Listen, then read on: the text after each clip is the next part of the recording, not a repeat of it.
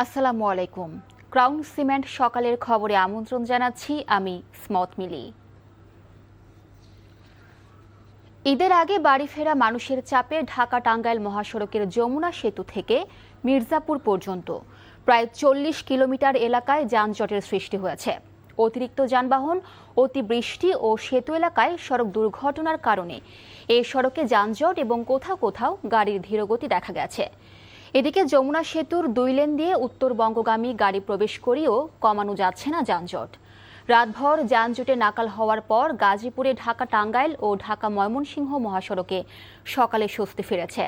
তবে তুমুল বৃষ্টি যাত্রীদের দুর্ভোগ বাড়িয়েছে বহুগুণ।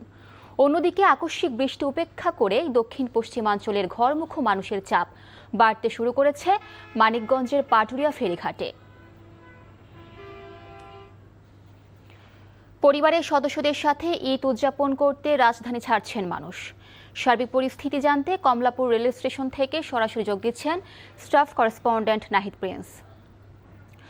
নাহিদ, ট্রেনগুলো সময় মতো ছেড়ে যাচ্ছে কিনা, কোনো শিডিউল বিপর্যয়ের খবর আছে কিনা এবং সেই সাথে যাত্রীদের প্রতিক্রিয়া কেমন দেখছেন আমাদেরকে জানাবেন।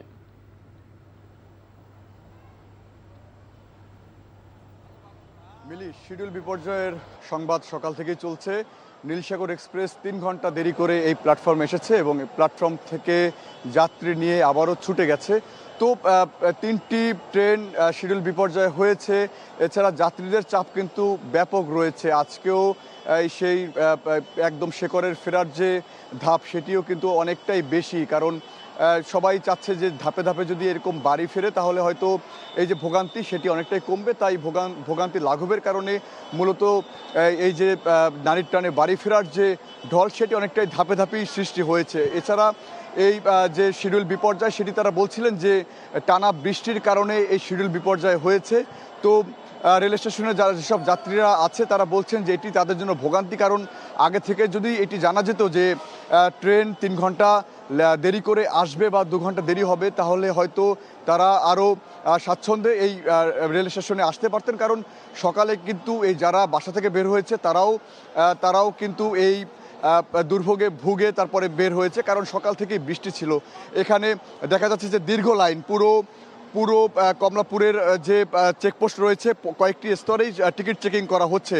এখানে টিটিরা চেক করছে, ভেতরে যারা প্রবেশ করছে তারা টিকিট নিয়েই প্রবেশ করছে। এছাড়া যারা ট্রেনে উঠছে সেখানেও টিকিট চেকিং হচ্ছে। তো কমলাপুরের চিত্র বরাবরের মতোই গতবারে আমরা দেখেছিলাম যে টিকিটের স্তর ৩ ধাপে চেকিংয়ের যে তারা নির্ধারিত বেঁধে দিয়েছিল, সেটি কিন্তু এবারও রয়েছে। তবে যাত্রীদের ভোগান্তি গতবারের চেয়ে এবারে বেশি, কারণ শিডিউল বিপর্যয়ের বিষয়টি এবার অনেকটাই বেশি হওয়ায় এটি অনেকটাই বেশি তারা বলছিলেন যাত্রীরা। তো এই ছিল মিলি আমার কাছে কমলাপুর রেল স্টেশন থেকে সবশেষ জানছিলাম ঈদ যাত্রার খবর। সৌদি আরব সহ মধ্যপ্রাচ্যের দেশগুলোর সঙ্গে মিল রেখে চাঁদপুরের শতাধিক গ্রামে পবিত্র ঈদ উল আজহা উদযাপিত হচ্ছে আজ। সকাল থেকে জেলার বিভিন্ন এলাকায় ঈদের আনন্দ ও উৎসবের আমেজ ছড়িয়ে পড়ে। চাঁদপুরের হাজীগঞ্জ উপজেলার ঐতিহ্যবাহী সাদরা দরবার শরীফকে কেন্দ্র করে এ আগাম ঈদ উদযাপন হয়। প্রতি বছরের মতো এবারও জেলার ফরিদগঞ্জ, মতলব, শাহরাস্তি সহ বিভিন্ন উপজেলার শতাধিক গ্রামে আগাম ঈদ উদযাপিত হয়েছে। সৌদি আরবের সঙ্গে মিল রেখে মৌলভীবাজারেও পবিত্র ঈদ উল আজহার জামাত অনুষ্ঠিত হয়েছে।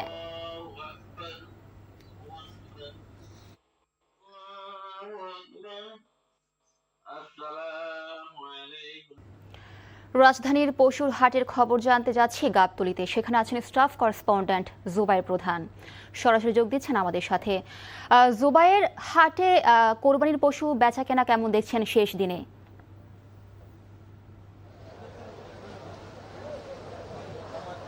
মিলি, সেই দিনের যে বেচাকেনা, বৃষ্টি সেটাতে বড় একটা প্রভাব কিন্তু ফেলেছে।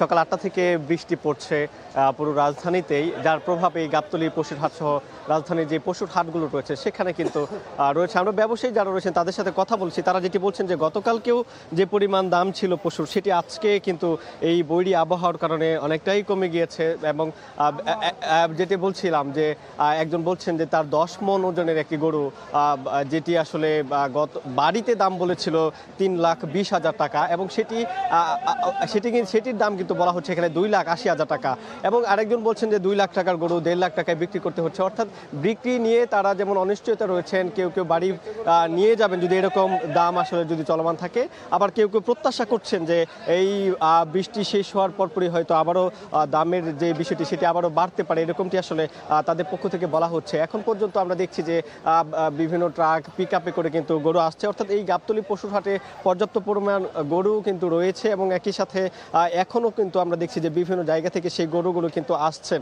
এবং যেটি বলা হচ্ছে যে তারা যেমন বৃষ্টিতে আমরা দেখছি ক্রেতারা এখনও আসতে পারছে না এবং হাঁটাচলা গরু নিয়ে আসা যাওয়া অর্থাৎ কর্দমাক্ত যে একটা পরিবেশ সেটি কিন্তু এই গাবতলীর পশুর হাটে রয়েছে। তো মিলি এখন পর্যন্ত দাম গতকালকে থেকে আজকে কিছুটা কম রয়েছে, তবে আবহাওয়া ভালো হওয়ার পরপরই বাড়তে পারে এরকম প্রত্যাশাও কিন্তু রয়েছে ব্যবসায়ীদের। তো এই ছিল আমার কাছে। ধন্যবাদ জুবায়ের। দর্শক, এতক্ষণ জানছিলাম কোরবানির পশুর হাটের খবর। খেলার খবর, ক্রিকেট।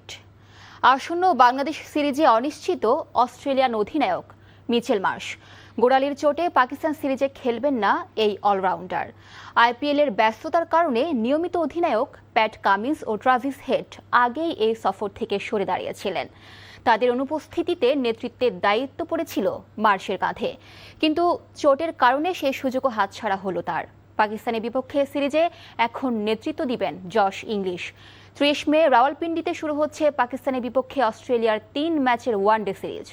আগামী 9 জুন থেকে মিরপুরে বাংলাদেশের বিপক্ষে 3 ওয়ানডে এবং 17 জুন থেকে 3 ম্যাচের টি20 সিরিজে মুখোমুখি হবে অস্ট্রেলিয়া। সকালের খবর এটুকুই। এই খবরের ভিডিও সহ আপডেট জানতে ভিজিট করুন এনটিভি অনলাইন www.ntvbt.com। এছাড়াও এনটিভির জনপ্রিয় সব অনুষ্ঠান ও খবরের আপডেট জানতে ভিজিট করুন আমাদের ইউটিউব ও ভেরিফাইড ফেসবুক পেজে। 12টার মধ্যাহ্নের খবর দেখার আমন্ত্রণ রইল। ধন্যবাদ সবাইকে।